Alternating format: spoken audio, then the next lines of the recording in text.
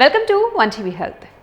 ఆషాఢంలో మునగాకు తింటే ఆషాఢంలో గోరింటాకు పెట్టుకోవడమే కాదు, మునగాకును కూడా తప్పకుండా తింటారు.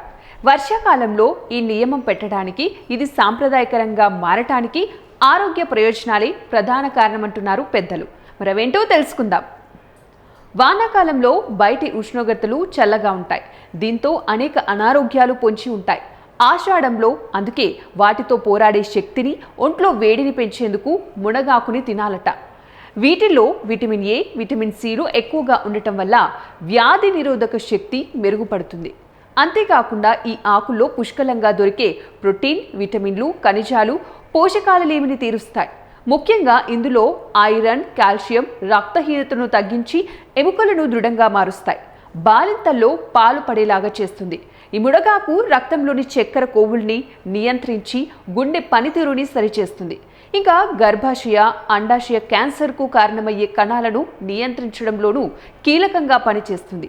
అలాగే ఫైటోకెమికల్స్, పాలిఫినాల్స్ ఒంట్లోని మలినాలను బయటకు పంపించడంతో పాటు రక్తంలోని ఫ్రీ రాడికల్స్ని నిర్మూలిస్తాయి.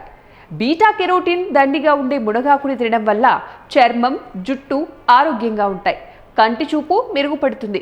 వీటిలోని పీచు ఆహారం త్వరగా జీర్ణమయ్యేలాగా చేస్తుంది. పొటాషియం అధిక రక్తపోటుని అదుపులో ఉంచుతుంది. సో మరి ఇవండి ఇవాల్టి టిప్స్. మరిన్ని టిప్స్ కోసం చూస్తూనే ఉండండి వన్ టీవీ హెల్త్.